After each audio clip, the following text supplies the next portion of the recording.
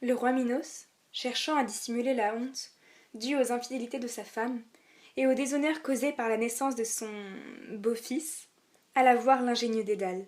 Celui-ci, aidé par son fils, Icare, réfléchit à un moyen de préserver l'honneur du roi sans tuer le monstre, car le meurtre, c'est mal.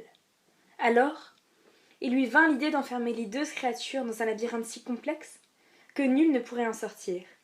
Personne ne verrait ainsi le monstre, sauf ceux que Minos, par gentillesse envers le fils de sa femme, sacrifierait au Minotaure. Mais ce détail est une autre histoire. Une fois la construction du labyrinthe achevée, Dédale espéra rentrer tranquillement chez lui, mais Minos, inquiété une fois de plus que sa réputation soit souillée et son secret bafoué, décida que l'inventeur devrait rester isolé, bien que l'histoire ne se passât pas à l'époque du coronavirus. Il l'enferma avec son fils en haut d'une tour à la porte scellée. Ainsi, personne ne saurait jamais que sa femme lui avait préféré un taureau. Il put retourner tranquillement à son règne, sans plus s'inquiéter du sort des deux reclus, seuls témoins de sa disgrâce. Enfermé dans sa tour, belle prison avec vue sur mer, Dédale ne tenait plus en place. Son ennui le rendrait presque fou. Il fallait qu'il parte, il le devait. Il ne tiendrait pas en place plus longtemps. Alors, pris par une idée folle, le rêve d'être porté par le vent de la liberté le ravit.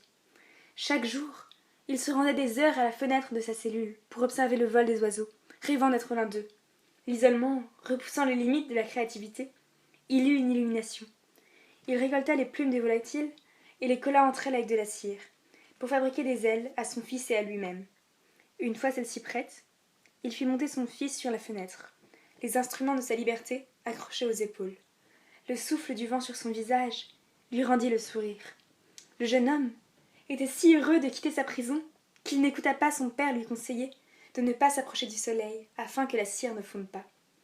Il s'élança dans les airs, sentit la brise fraîche lui caresser le corps, sa joie remplir son cœur et se leva, ayant l'impression de défier le monde, le roi cruel, le destin.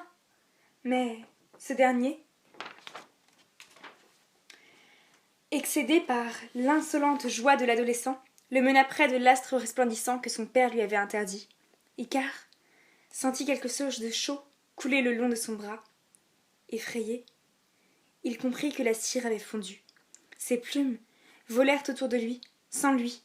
Tiré vers le bas par le poids de son corps de mortel, sa joie et sa liberté partant sans lui, il plongea vers la mer, et sans avoir eu le temps de formuler une dernière pensée, fut avalé par les flots. Dédale, à présent seul et meurtri, continua son vol. Contrairement à son fils, sa liberté ne l'emplit pas d'une joie déraisonnée, mais avait un goût de cendre, car il en connaissait à présent le prix.